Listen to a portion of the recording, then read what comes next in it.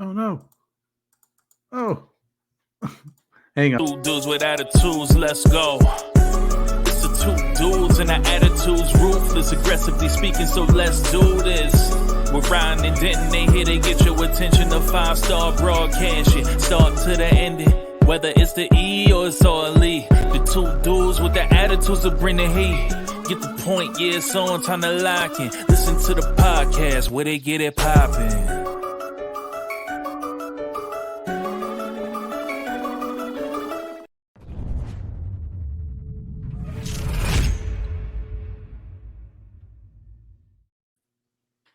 What's going on? You are now tuned in to an episode of Two Dudes with Attitudes, a wrestling podcast, and this is AEW edition.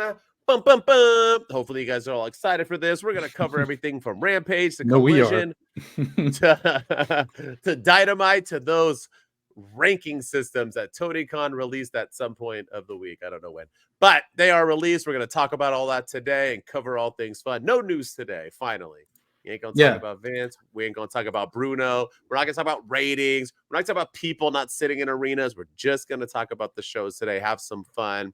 As always, I am the Heartbreak Dude, Denton, breaking hearts and spitting facts. And with me, as always, that's on my taglines. You don't ever look at my social media. And with me, as always, is the man who's supposed to be my best friend and partner, but doesn't actually look at my content. I thought, no, your thing says, it says the only opinion, the best opinion in wrestling. It's the only one I have, or something like that. Oh, no. So my TikTok says breaking hearts and spitting facts. Yeah. All right. Okay. Yeah. Breaking I missed that. Spitting facts, my man. Because my opinions are facts. I missed that. Yeah, you did. I could quote your entire catalog. I have no memory.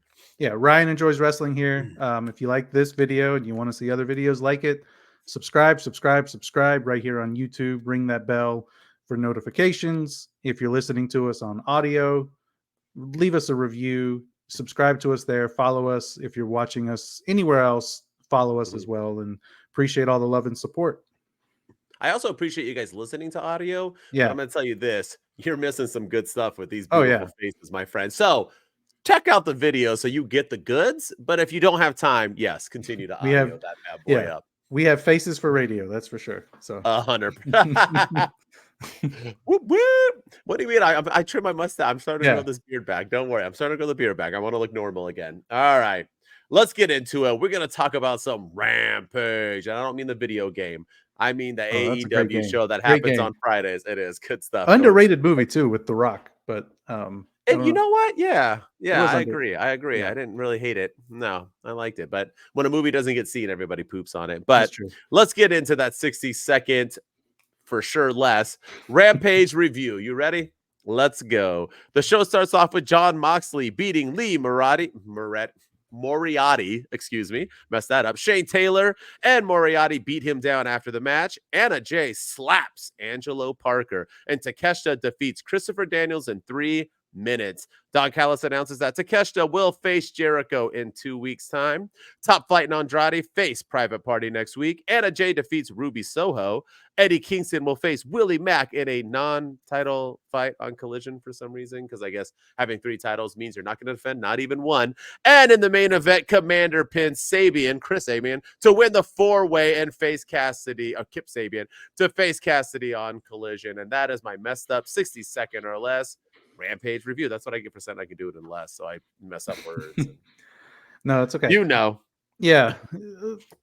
I'm going to talk about, I feel like I sound like a broken record every time I talk about this, but what Ruby Soho losing yet again, it makes no, like, what are they doing with her? Like, her story, this whole little love triangle thing with Saraya and Anna Jay now. It's just, you don't see it on Collision. You don't see it on Dynamite. You only see it on Rampage. It's a Rampage exclusive. And it's just, I don't know. If and when Ruby Soho's contract runs out, I wholeheartedly see her going back to the WWE, because this isn't what she signed up for. When she came to AEW in 2022 or 2021, whenever it was the same night that Danielson and Punk showed up. Like, she was going to be the face of the women's division. She had a great look. She had a great song. She was going to be the face of the women's division. And I don't know what happened between now and then. I know she got hurt there for a little bit, but other than that, ever since she's been back from her injury, she's just losing week in and week out. And it's really sad to see, because I think she can go. I think she can go with the best in the women's division there. And yeah, I don't even understand this storyline. I don't even know what's going on. I know she's in love with Angelo Parker, but is she, or is, and maybe. Then there's Soraya's friend that carries the knife around, and then you have Anna Jay. Like, it's just, all of it's just really confusing, and I feel horrible for Ruby Soho, because that she has to, she's better than this. She's better than this. Yeah, I just, what I love about it too is that Anna Jay has lost. Like last week, she had 3 matches and lost all 3 of them, I believe, that we recapped. And now she comes and beats Ruby Soho out of the blue. Like, what are we doing here? And I've learned too that any women who comes back, and we'll talk about it probably with Serena Deeb and others, they are 100% the face of the company and about to win the title, and then they just vanish. Let's see what happens to Deonna Purrazzo. Yeah, and Ruby Soho, you wanted to go back to WWE and team up, make a little trio again with with Valhalla and Liv Morgan and Liv Morgan. That'd be kind of. I think they should stay in all 3 of their current characters. Yeah, they just bring back the Viking Riot Squad. and Liv Morgan's even different now, because now she's like a hot, cute, like Barbie type of girl, more so than she was, like, I know she's still trying to punk rock it, but she can't be winking and kissing all the time if she's doing that. But my thing with Rampage is, once again, what I just want to talk about is, like, Lee Moriarty keeps losing. Why is he on my screen? Anna Jay just lost 3 times. I mean, I guess they're doing the whole Angelo Parker thing. We got Takeshita, perfect, but he's wrestling, Christopher Daniels. We got Eddie Kingston challenging a guy with 3 titles and refusing. Why is Willie Mack even on my screen? But let alone you're gonna fight him in a non-title while you have 3 titles. What's the point of you? And then we have a main event with Kommander, Kip Sabian, and 2 other people that didn't deserve to be. Like, those are the people facing Orange. Once again, you have all this talent who aren't getting used and pushed. You're doing okay. You're at least Anna Jay and Angelo Parker, like, whether you like it or not, like you said, it's a Rampage. You're trying to push something on this show. Which I appreciate. Tune in if you like it. Anna Jay, Ruby Soho. Sorry, not, whatever. Angelo Parker. If you like it, cool. Like, tune in, right? But other than that, but why are you not? This is your time to push these people, man. Give these people a little bit of a name, because it's not like you have a brand split. You know what I mean? So why? This is your time. You got an hour. Showcase some people. Don't just showcase Jon Moxley wrestling Lee Moriarty. I don't know. I'm confused with it. And I'm also confused with AEW having people like, we hadn't seen Jon Moxley in a month, and now he's wrestling on every show. Yeah, he opened up every show this week. He opened up and I'll get into that. I'll save it for Dynamite, but it's just oversaturation, man. Like, you can't wrestle on every show. Once again, you have people who aren't being used. When was the last time you saw Powerhouse Hobbs in a ring? And you're having this dude wrestle. When was the last time you saw the ROH Tag Team Champions wrestle? And don't say they do it on ROH, because those dudes wrestle on AEW all the day, pass around titles. Yeah. It's the last time you saw Samoa Joe come out and have a match. There's just so many people just not getting utilized. And we have Jon Moxley wrestling 3 straight times on your shows this week. 6 straight times now in 2 weeks. I don't understand the booking at all. I also I don't get the booking either, especially because we know the match it hasn't been formally announced yet, but we do know at Revolution it's going to be Roderick Strong against Orange Cassidy for the International Championship. So why are you having Orange Cassidy defend it before Revolution against Kommander when we all know the outcome, that Cassidy's going to get the win, which we'll talk about when we get to Collision, spoiler alert. But yeah, we know that Cassidy's going to get the win, and it's going to be Cassidy versus Roderick Strong. So I don't even understand why they even did this 4-way match to set up for it. So no, and let's I will say there's one positive from the show that I took away, and then we'll move on. But Daddy Magic on commentary, sign me up for that some more. I thought he did a great job. I thought he did fantastic. I think that might be his he did better than Chris Jericho on commentary. I think he may have a future there. If they're not going to use him in the ring, and they're not going to use him, they're only going to use him in like backstage segments. put him on commentary. He did a great job. Mhm. I thought. And he guest features a lot. And that's the one thing AEW always does well. They do have good commentators, believe it or not. Yeah. They're pretty solid. They get to the point. Even Taz. I love Taz. I like these guys have fun. Yeah. Yeah, they do well. All right, let's get into Collision. Let's go. It's Saturday. Let's get into it. 60-second recap or less. The show opens with Jon Moxley and Claudio defeating Shane Taylor Promotions, I guess is what they're called. Orange Cassidy defends his belt against Kommander. Daniel Garcia is attacked backstage and left bloodied. Toni Storm says something. I don't know what she says. She talks about, I don't know.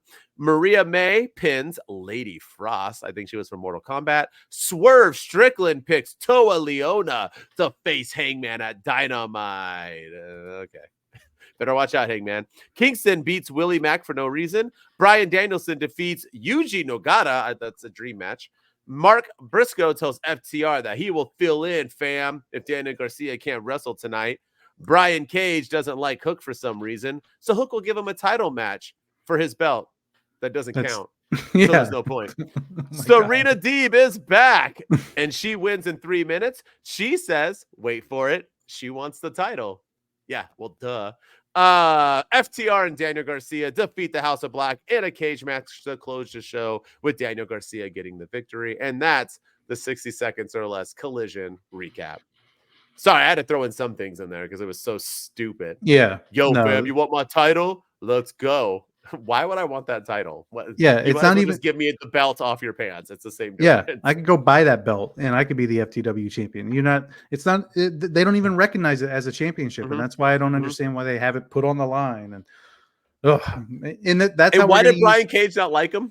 Once again, why he was just like, "Hey, you want to interview me? By the way, I don't like Hook," and then Hook just happened to be walking by because he's the first ever FTW champion. He put the title on the map. I'm like, did you? Did you? That's how we're using Hook. But okay. Yeah, that's how we're using Hook, the man who just challenged Samoa Joe for the AEW World Championship, and the man that kicked out at 1 from the Muscle Buster and survived 9 minutes with the AEW World Champion. Even though he did get his ass kicked, it was the entire 9 minutes. He showed toughness, and he showed how gritty he can be, and he got some offense in, but he got squashed essentially. But that's how we're going to use Hook going forward. Like, you had an opportunity to build a new star, build an up-and-coming star, and we're using him against Brian Cage for the FTW championship. I can't make that make sense. I just can't. Well, just wait till Dynamite. Here's the other thing too. And I know we've texted about this. So Swerve Strickland and Hangman Page are going to pick each other's opponents. We'll get into Hangman Page's opponent pick. But Swerve Strickland, I get it. Toa Leona is a part of his crew. Bro, you got to know like your friends, right? Or your homies or their capabilities. The whole point of picking each other's partners is so that they can get weakened and beat up before you like MJF at least used to send out Wardlow when he used to do that stuff. Like, you're going to have to get through Wardlow to get to like, do you think Heyman Page is like, oh crap, you're going to send me a non-singles wrestler who is already a C-level wrestler as a tag team out to get me? I don't know if I'm going to make it to Revolution, bro. Let's see if we can even like pick. There's like Swerve is a loved guy right now. You couldn't call any. What about Brian Cage, for crying out loud? At least that dude is talented and huge. Like you literally you want that. I'm done. That's all I have to say. I don't want to keep rambling on of the ignorance of this booking. This whole storyline too has completely made, and we'll get into this when we get to Dynamite. Yeah, Dynamite it gets worse. But it's made Swerve look like a complete idiot because he's like, oh yeah, you're gonna wrestle this guy on Dynamite, so good luck. And then Adam Page is like, there's nowhere in there that says I have to tell you who you're gonna be wrestling. He kind of dropped the hint that it's gonna be the whole effing show, which, okay, that's a big hint right there. But he's like, nowhere in there does it say I have to tell you. And meanwhile, and we'll get into it again on Dynamite, he also comes into the ring and he's on it's just Swerve is looking like a complete moron in this whole thing. He also picked the stipulation. Swerve was like, oh, we could do that? Yeah. I forgot about that. Yeah, he picked this. We'll get into that. Yeah. But I do want to talk Serena Deeb. I'm excited that she's back. she didn't say which title she wants to go for. So I'm hoping that they don't automatically catapult her into the women's Yeah, championship picture. she needs Julia Hart. Yeah, I think Julia Hart doesn't have anything to do right now. I don't even know what she's doing. She was with the House of Black at she the showed end. up for a half second. Yeah, and she put the mist on Daniel Garcia's face. But I think Serena, yes, I think she could really benefit. Julia Hart could from wrestling Serena Deeb and yeah. having a program and a cool little story with So I'm happy as hell that Serena Deeb is back, and I'm excited to see what she does. I think, with her, and hopefully Britt Baker comes back soon. You have Anna Jay doing her thing. You have Julia Hart killing it. Maybe they're getting Mercedes Moné. Maybe they're getting, some other people. So I think the women's division could thrive in AEW, but again, it's all based on how they're booked and how they're used. And that's always the big question mark with All Elite Wrestling. Yeah, and I don't even want to get into that because I think everybody who listens to us, not even on a regular, understands how we feel about that. Main event time. I mean, here's the thing with Collision, right? It had no hope. So I understand that this wasn't going to be a jam-packed show.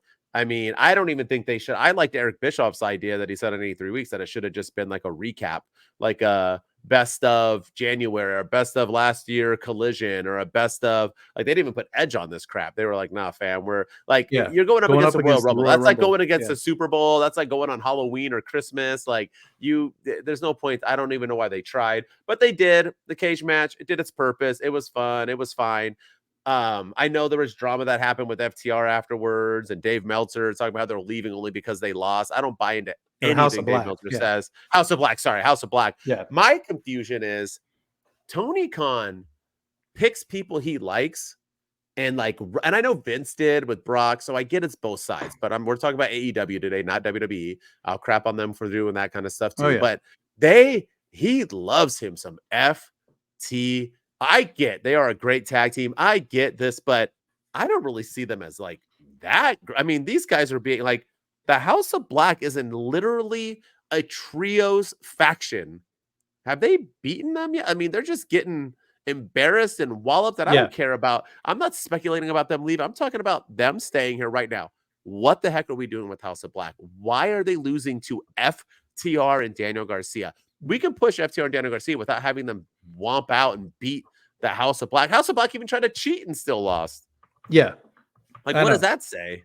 I'm confused on the House of Black's booking right. These guys are it. House of Black is a vibe. Why are we not running with them? They are so good, and they have characters. They have they can make good, compelling television with their gimmick and their stories, and yet they're losing every single time. I think maybe they beat FTR one time, but FTR has gotten the better of them the last two times they faced, and I don't understand it. FTR, they're not even champions. Like, I had to think for a second. I was like, who are the AEW tag team champions? It's Ricky Starks and Big Bill, and you don't ever see them around. Why aren't they feuding with House of Black or FTR? Or what about the ROH tag team champions, the Undisputed Kingdom? It feels like FTR is up here and they don't even have the belts, and everybody else is way down here, even the Young Bucks. And it's just, I don't understand what they're, like we talked about with the women's division. What are they doing with the tag division? Because it's all over in the trios division. It's all over the place right now. They need to book House of Black better. Everything you just said, we can get into with Dynamite. So Dynamite was just, are we just going to go? We're done with Collision? All right. Yeah. Let's talk about Dynamite. 60-second, no less review. There's a lot. You ready? Yeah. Let's go. The show starts off with Jon Moxley wrestling Jeff Hardy for some reason, and he wins. Hardy once again doesn't show respect. Some people named CMLL beat up Moxley after the match. Hangman Page. Hangman Page beats Toa Leona and doesn't break a sweat. Good job, Swerve. The Young Bucks show up. Wardlow beats Kommander. Tough week for that dude. Orange Cassidy and Best Friends save him from a beatdown afterwards. Sting and Darby Allin and Ricky Starks and Big Bill have a promo together backstage. Darby and Starks yell a lot. Chris Jericho beats Kyle Fletcher and will now face Takeshita next week, who stares at him on the ramp. Deonna Purrazzo talks about her tats, and she got a duck with Tony Storm, and it has meaning, I guess. The Big Bang Scissor Gang come out to fill time.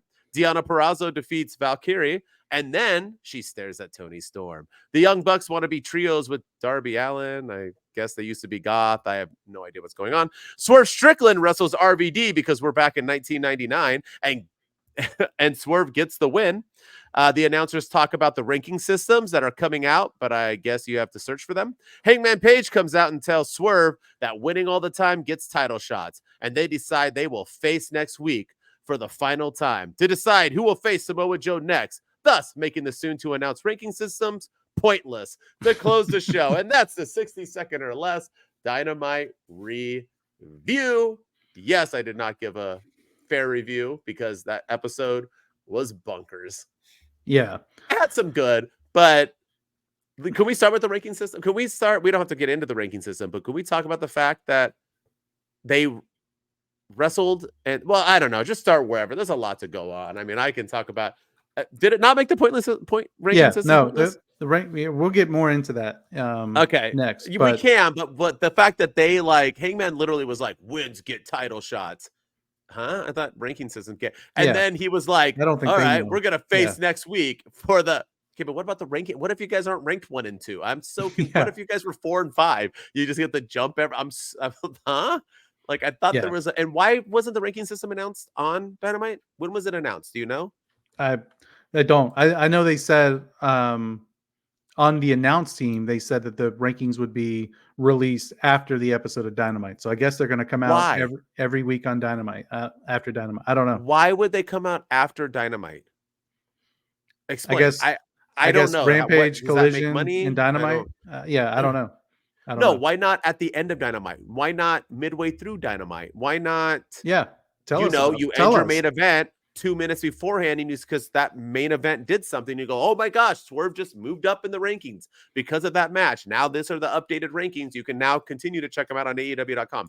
Why would you talk about something and then not? That's like saying there's going to be a title shot next week, but we're not going to air it today. You got to watch it on AEW.com. Yeah. Why would you promote? Tony Khan has a big announcement, everybody, but go on AEW.com to figure it out. And no, that big announcement is not signing, so people get over yourselves. Y'all better hope it's a streaming service. I hope, but it's not. It is a streaming. You want to know what it's going to be before we review this Dynamite? You want to know what the big announcement is going to be? That they sold out All In at Wembley. That's what. Yeah, I can see we have 60,000 people watching it, and all 8 people in the crowd are going to cheer. Yeah. Yeah. Hey, everybody. It's great. It's a great night to be here in Phoenix, Arizona, and we're just happy to announce. Actually, I'll have Adam Cole do it, and Adam Cole comes. And he'll wheel out. Yeah, it's a great time to be the Undisputed Kingdom. Yeah. Oh my gosh, it's gonna be bad. Yeah, but I hope it's a streaming service. I know I say that every big announcement, but I think you're right. It's going to be, it's going to be them announcing that they've sold out All In. 100%. So Will Ospreay too. Like, what is AEW? Like, instead of focusing on like your arena seats and pushing ratings and products, all they're talking about is like, is Tony Khan just living for this one event every year of his life? I guess. WWE doesn't talk about WrestleMania that much, and they also book bangers all the way up to like this guy is literally like Will Ospreay too. Everything he tweets is a picture of him and All In. See you at All In. Are you not wrestling until then? Yeah, are we waiting until August for him to get here? Yeah, like what is happening? Like, why do I care about All In? Because I think AEW, they need Will Ospreay right now with MJF gone and Adam Cole not wrestling and their product kind of fledgling right now. They need Will Ospreay on their screen because I think they could build around him and he could be their star he could be their future star that they build. But for sure, Bryan Danielson's running out of time in the ring, and Jon Moxley's, heading out, or he's running out of time in the ring. He's no spring chicken. MJF, we don't know if he's coming back. And so build around Will Ospreay, but we don't know where he is. So yeah, the announcement, I don't think it'll be the signing of Mercedes Moné. I think she's just going to debut probably at Revolution after the Toni Storm match. And then you'll have a crowded women's title picture. And again, making your rankings completely meaningless. Yeah. I agree. So what else do you want to say? Let's talk about the actual episode. Yeah. We want to first bring up, we kind of talked about Swerve and Adam Page. He wrestled RVD, whatever. The match was fine. RVD looks great for 53 years old. That 100%. man, yeah, he can still go. The last time he wrestled Jack Perry, and he didn't look very good. But this time, I mean, I don't know if it was Swerve that brought it out of him or what, but 100%. Yeah, he did. He was fantastic. It was a great match. But again, he looks like a complete idiot because Hangman Page has been cheating the system. On Collision, he didn't have to tell him his opponent, whereas Swerve Strickland told him his opponent. And now on Dynamite, he gets to pick the stipulation, and he gets to go out at ringside and watch it. And it's just, it just made Swerve look like a complete fool. So. But he really thought a 75-year-old RVD was gonna like put the hurting on Swerve Strickland, who's a young, like up and coming, probably future champion in a couple months. Like once again, I get it. RVD fun. I feel like Tony Khan lives in the attitude. He just wants anybody from the 90s. That's all he wants. Or at least he's like, oh, you wrestled in the 90s. I want you back. Let's bring you in. And I just thought it was stupid all around. And like I said, Swerve didn't even break a sweat in his match. So what the hell was the point? Or Hangman. So what the hell was the point of that? Yeah. So all of that was pointless. And what are we doing with, like, what is Samoa Joe doing right now? What is Undisputed Kingdom doing right now? Everybody's just seems complacent in AEW, and they have a big pay-per-view, probably one of their big, talk about selling out All In. I tried to buy tickets for AEW Revolution the other day, and there's only like 16 left. So and that's like a 17,000 person arena. So they're doing really well there, but yet we don't really know any of the matches. We don't know what Swerve's doing. I mean, it's probably going to be a triple threat, I'm assuming, but they still haven't officially told us about Roderick Strong and Orange Cassidy. I don't like it when they announce matches like the week before the show. Like, give us some build, and now's your chance to be building to it. And it just feels like everybody's just kind of in a state of complacency. Yeah, I agree. And the thing is, like, they tried on this episode. They're trying to like move the needle a little bit and do things. They're just not clicking. Like they had the Undisputed Kingdom come out, but then Wardlow took him forever to beat who did he wrestle? Lee Moriarty again? No, who did he wrestle? He wrestled was it Kommander? Oh, Kommander. Yeah. He wrestled Kommander, a guy who just came off a loss to Orange Cassidy, and now he can't even like manhandle him. I'm just confused on what they're trying to do here. Jon Moxley, by the way, wrestled Jeff Hardy. Once again, what's the point of Jeff Hardy? He's not winning. Why is he on my screen all the time? But I can't. And you know what? I'm even going to dog somebody I like. Jon Moxley and Orange Cassidy. Tony Khan is ruining them. Has he ruined them? No. But he is ruining them. And here is why. They both wrestle way too much. And we can get into the Orange Cassidy ranking systems and how it makes no sense with him wrestling so much. But my thing is that they both are having the same exact match with whoever, like Swerve changes it up. He wrestles different people. He switches up his game. If it's a high flyer, if it's RVD, if it's a big man, he switches his game. Match. Yeah. Moxley and Orange Cassidy have the same exact, literally, I can write up their matches right now, give it to you. Whoever they wrestle, you can find that cadence. Boom, to boom, to boom. Same style match every single damn time, which is fine. But it's not fine when you are on my screen 3 times a week. You are having these guys wrestle 3 times a week every single week, and they're having the same matches. They come out, and I'm like bored. I don't even pay attention. Yeah. I get on my phone. I'm like, Max is going to do this, do that, stomp his head, put him in his finisher, punch him, maybe bleed, maybe not, end. Orange Cassidy with his hand in his pockets, do a couple flippy-doos, get up, get beat up, have his hand messed around, surprising pin, roll up, or Superman punch. It's just the rinse and repeat. I don't even have to pay attention anymore. They're going to win. They're going to have the same match. It is so boring. TK is literally ruining these guys. Yeah. He's ruining them. I'm sorry. Oversight. People keep crapping on Roman. Oh, he doesn't wrestle. Oh, I had people commenting in my comment. Oh, you don't understand wrestling. You need to wrestle all the time. No, you do not. No. Do you have to wrestle as few as Roman? No. But if Roman wrestled every week, you think Roman Reigns would be Roman Reigns? Nobody would care. He showed up every week. There's no aura to that. He comes out all the time. There's an aura because he never wrestles. He's an attraction. You want to see him because he doesn't show up all the time. Why do I care about Jon Moxley and Orange Cassidy anymore? And I am the biggest Orange Cassidy fan. He's on my screen too much. Sorry. Yeah. No, I completely agree. I think it's I've never thought about it from that standpoint. But you're right. They do have the exact same matches every single time. Orange Cassidy's going to get his ass kicked the entire match. Mhm. He finds a way there at the end. He's always got some sort of kinetic tape on him or something. He's always got like his shoulder taped up, his elbow taped up, and that part of the body's taken out of the equation. And then he finds a way. He finds a way. Where there's a will, there's a way for Orange Cassidy. So yeah, you're completely right. And why is Jeff Hardy on the screen if he's losing all the time? What are they doing with his character? Is he turning baby? Like, if you're going to turn heel, just turn heel.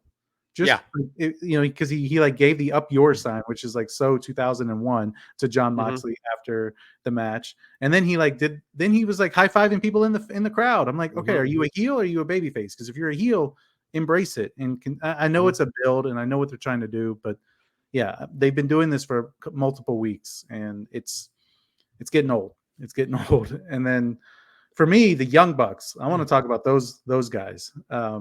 Finding the cameraman because they keep calling him they don't call them by their birth names anymore. That's Nick and Matt.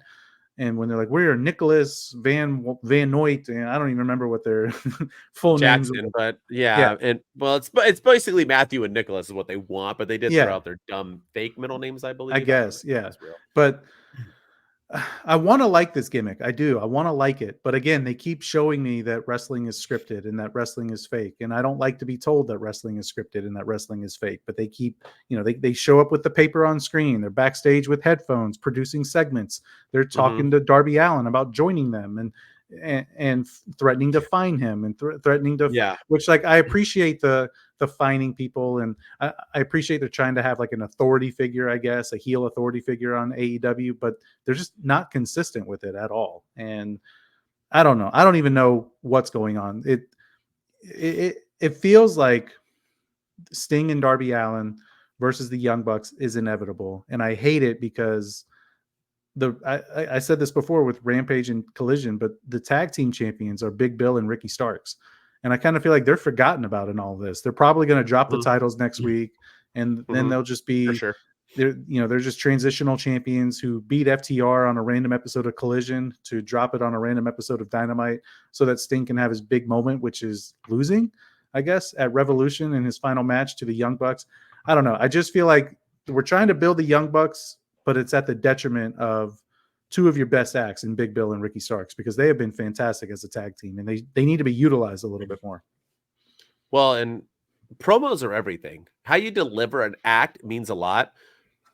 I want to like what the Young Bucks are doing too. The problem is they're not delivering it well. They're only having one guy talk.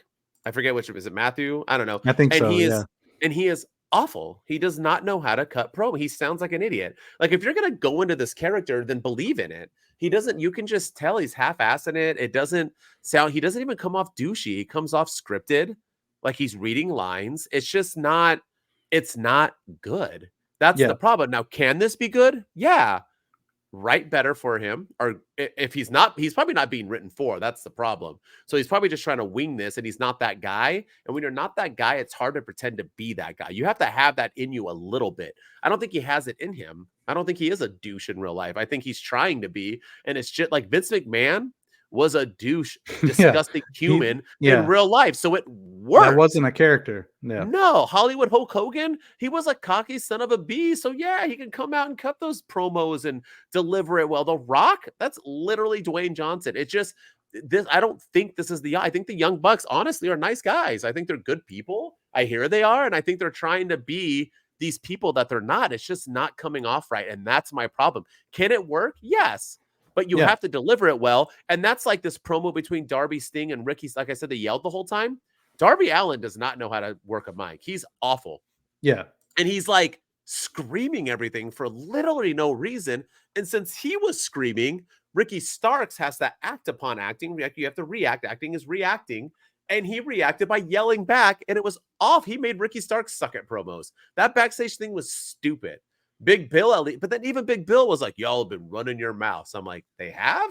And he's like, running your mouths about how, it's the best tag team partner you ever had. That's That's not running your mouth. Running your Yeah. mouth is like, you Yeah. two suck. We're gonna beat you guys in our sleep. That's like y'all mamas are fat. That's Yeah. running your mouth. Is it like this is the best tag? I love him. Like if people got mad at me for saying that you were the best podcast co-host a man could ever wish for, that's not running my mouth. That's me Yeah. praising someone. Yeah, I don't exactly. understand. Like running my mouth is me saying like everybody else's podcasts suck. Ours is the best. Get over it. Ain't nobody gonna do it better. That's running your mouth. That's like praising somebody. That whole segment missed it. And that's your last before you give him the title.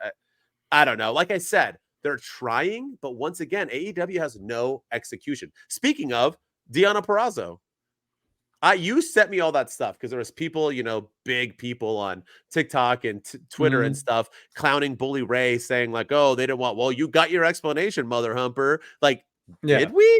Let me guess this explanation.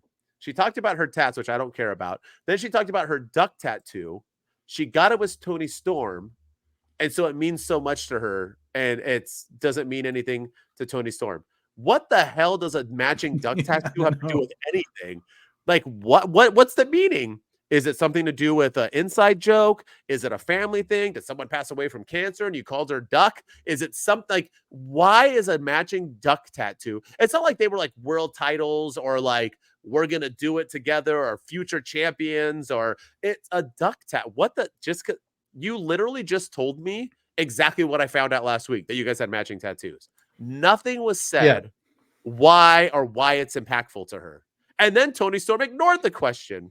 So you're telling me that get the F out of here. If you're going to tell me that was good and that was the explanation you needed, then you're an idiot and you're trying too hard to push that AEW is doing things right. Stop fighting it, y'all. You can admit AEW sucks and like AEW, just like you could admit WWE sucks when it sucks. I'm not saying AEW sucks as a product. I'm just saying when something sucks, it sucks, man. Yeah. Like you can admit it. Not everything someone you like does is perfect. I love a lot of people who make a ton of mistakes. Get over it. Like it's okay to admit that people are flawed. That I don't get how after that I was like, oh shit, yeah, those ducks. I get it. That makes sense. It makes sense. I didn't get that whole segment, and I think it was supposed to signify that they worked together in the past and they were friends before, but Toni Storm is too unhinged to appreciate it. I just hope this doesn't deliver that. Yeah, exactly. I didn't read it that way. Yeah, I did not get that out of I think that's why they got the matching tattoos, is because they were once friends and now they're mortal enemies. And she knows that the good Toni Storm is still in there. And that's kind of how I took it. But that was then at least give me an explanation of the duck. It was poorly delivered. Why it's a duck? Yeah, why is it a duck? Make it up. Make it up. Why does it matter? Yeah. No, I got you there. And AEW, man, Dynamite. It was a struggle bus. It was hard to get through this week, and I want it to be successful. I want to like it, and I will say one highlight. I didn't like this at first, and I know it's leading to a good build, but I kind of digging the Bang Bang Scissor Gang. I'm kind of digging Jay White and the Guns again and the Acclaim kind of being together, because I know that it's probably going to lead to them one of them turning on somebody, maybe. The Bullet Club Gold turning on the Acclaimed and leading to hopefully a title unification match at Revolution. I think that's where they need to go and unify those titles. But I'm kind of digging the way that they're, the Acclaimed, they think they have their new friends, they think they have their new clique, and then I'm just waiting on the moment for them to turn. And I think it's a matter of when it happens, not if. I thought it was going to happen this week, but I think it's going to happen soon. So I'm not hating on that too much, because I actually think a slow build is the right way to go there. All right. So I'm glad you ended on this. So I wanted to talk about this. Everything you said is true. But once again, the AEW, promo was bad. They're trying, but the execution, what the hell was that? For one, I get the Bullet Club Gold theme is cool. You're going to pick that over Max Caster coming out and rapping? Number one. I was already done with that promo before they just had it. And then Max Caster slaps one of the Guns' butts the entire way. I get it. Like, you're bisexual, but we don't have to I didn't get what he was doing. He was literally rubbing his ass the entire way and giggling about it. We don't need to do the inside jokes all the time. I get you're in love with MJF. You don't always got to randomly bring it up when it's not part of the story. But anyway, they come to the ring, and what do? They go and get the cardboard cutouts of everybody. What did we get from this promo? No, you're right. Yeah, nothing. They literally came out, like I said in our recap, they filled time. They literally were like, hey, we got like 10 minutes. Y'all want to go out there and just talk? Okay. They didn't talk about why they're together. They didn't talk about what they want to do together. They didn't talk about how they're going to take over. They literally came out, did their stupid catchphrases, and then Billy Gunn stole WWE's, I don't even know how you're allowed to say that on wrestling TV, 2 words for you, suck it. I'm pretty sure things are trademarked. And then he said, no, but it's guns up. And then they all kind of hugged and left. Yeah. I don't understand what the point of that was. You're not going to have them push any, once again, execution. They're all out. I do agree. Yeah. What the hell is the point of them being together other than we like everybody? So, yeah. Yeah. And to me, that's the issue. I did like the segment. I thought it was fun. And I like this group together because I know it's going to lead to somebody turning on somebody. So I just want to kind of reminds me again, AEW going, using their past angles that worked. Kind of reminds me of Adam Cole and MJF when they were together. It was just, it's a matter of when somebody turns. Who's it going to be? Is it going to be Adam Cole that turns on MJF? MJF that turns on Adam Cole? I think it's going to be the same thing here. Is it going to be Billy Gunn that turns on the Acclaimed and joins his sons? Is it going to be Jay White that turns on the Acclaimed and it leads to a match at Revolution? But either way, I liked it. But you're right. Tony Khan has an issue with not just execution of stories, but continuity. Because again, why are these guys together? They're together because they want to take out the Undisputed Kingdom, who threw Jay White down a flight of stairs and put Max Caster through a glass window backstage. But yet since then, they haven't touched the Undisputed Kingdom whatsoever. Same thing with Adam Page. He's too busy focusing on a guy that he's 0-2 against instead of going after the Undisputed Kingdom, who put him on the shelf for a little while, storyline wise, in the back by hitting him with a beer bottle, making MJF think he was the devil. So there's just a lot of not just execution, but continuity with their storytelling. And I think we need to get there. We need to get to the why they're together. But I didn't hate the segment too much. I think it was a fun little way to, just trying to find a positive on this clunky episode of Dynamite. Oh man. All right. Well, that's our weekly review of AEW.